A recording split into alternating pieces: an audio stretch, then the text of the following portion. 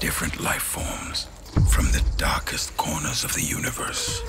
Each one a unique, deadly species. Monsters.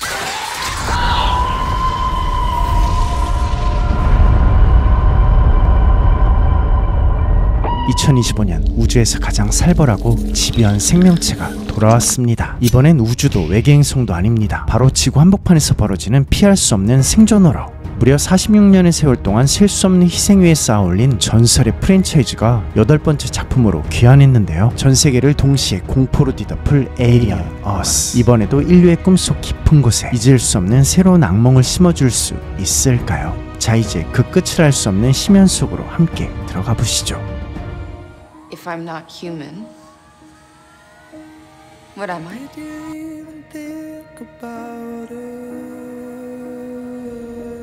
에이리언 어스는 프로메테우스, 커버넌트, 그리고 오리지널 에이리언 1편 사이의 이야기를 다룹니다. 정확히 말하면 에이리언 1편의 2년 전인 2120년이 무대인 거죠. 이 시기 우주는 이미 거대 기업들이 지배하는 기업 시대. 아메리카 대륙을 기반으로 화성과 토성을 지배하는 세계관 최고의 빌런 기업 웨이랜드, 유타니, 달을 지배하는 기업 다이내믹, 그리고 린치와 스레숄드 같은 거대 기업들이 있습니다. 여기에 젊은 CEO가 이끄는 AI 합성인간 제조회사 프로디지까지 포함하여 5대 메가 코퍼레이션이 기술과 권력을 두고 치열하게 경쟁하고 있었죠. 특히 프로디지는 인간의 의식을 합성체에 다운로드하는 하이브리드 기술을 개발하며 독보적인 기업이었던 웨이랜드 유타니를 넘어설지도 모르는 잠재력을 가지고 있는 기업입니다. 에이리언 어스는 독립적인 이야기로 설계되어 있어 프랜차이즈를 처음 접하는 관객도 이야기를 따라가는 데는 큰 어려움이 없는데요. 제노모프만 알아도 충분하죠.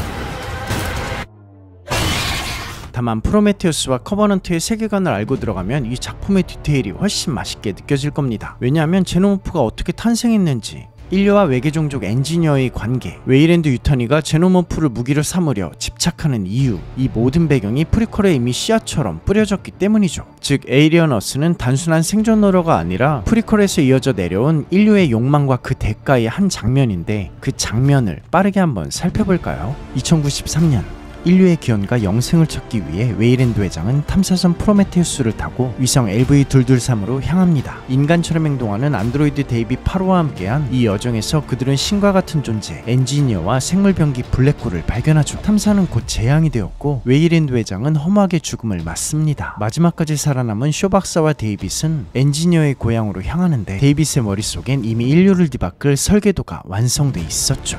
에이리언 커버넌트는 프로메테우스 사건 11년 후인 2104년 식민개척 임무를 수행하던 웨이랜드 유타니 소속의 커버넌트호가 엔지니어 행성에 도착함에 벌어지는 이야기입니다. 오래전 데이빗은 블랙홀로 행성을 초토화하고 쇼 박사를 실험에 이용해 완벽한 유기체 창조를 연구했습니다. 게다가 커버넌트호 승무원들을 속여 제압한 뒤 동면 중인 2000명의 개척민과 1400개의 배아를 실은 커버넌트호에 제노모프 배아를 실어 오르가의 식스 행성으로 향하며 에이리언 커버넌트는 마무리되죠. 그리고 그로부터 16년 뒤 2120년 무대는 처음으로 지구로 옮겨집니다. 지금부터가 에이리언 어스의 시작인 거죠. 2120년 우주 곳곳을 누비며 외계종을 사냥하고 수집하던 웨이랜드 유타니사의 우주선 마지노. 그런데 귀환 도중 격리 중이던 외계종들이 탈출하는 사고가 발생합니다.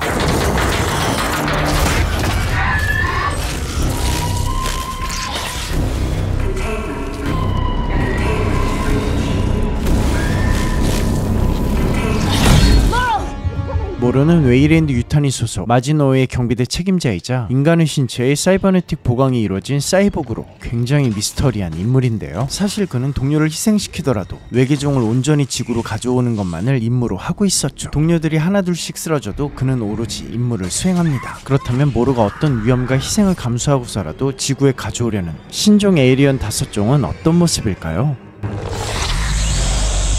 제노모프나 페이스허그는 확실하고 해파리형 외에도 정갈 형태의 외계 생물이 등장할 것으로 예상되는데, 게다가 지금껏 보지 못했던 새로운 에이리언도 나온다고 하네요. 3화에서는 좋아할 것으로 예상되지만 궁금하게 1, 2화에서는 왜 안 보여주는데. 한편 여기는 마치 피터팬이 꿈꾸던 세상처럼 보이는 네버랜드. 프로디지 기업은 인류 역사상 전례 없는 실험 하이브리드 프로젝트, 즉 인간의 의식을 합성 신체에 주입하는 연구를 진행 중이었는데요. You're gonna be the first person to transition from a human body to a synthetic.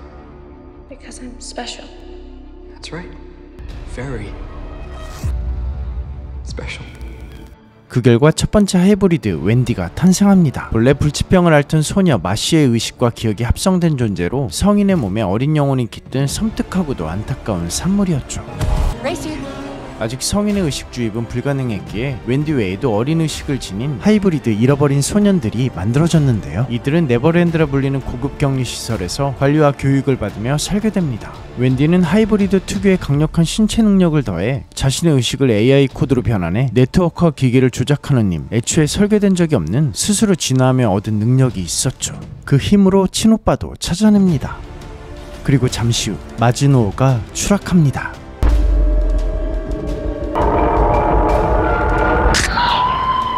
그런데 추락한 장소가 프로디지의 땅이었고,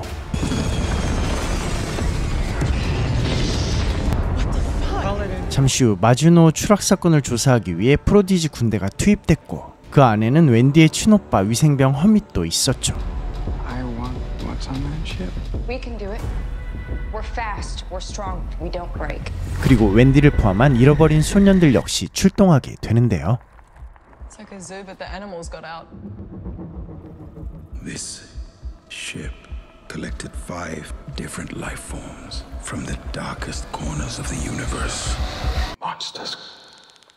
Sir, I have Yutani on the line. 그때 단 한 번도 등장한 적 없었던 웨이랜드 유타니사의 대표 유타니가 모습을 드러냅니다. You have something that belongs to me.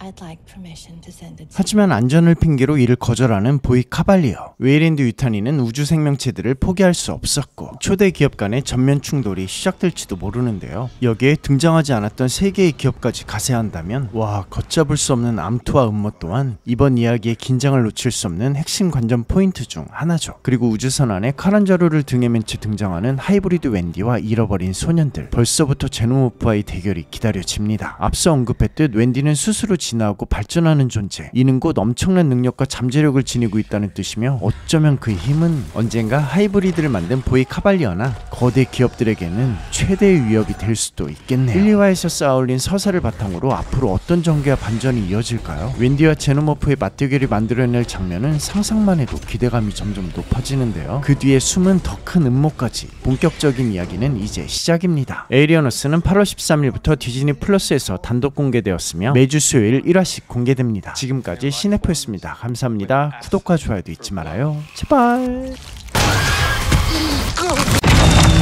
This ship collected specimens from distant planets. Monsters. 올여름 마주하라. 지금껏 본 적 없는 존재를.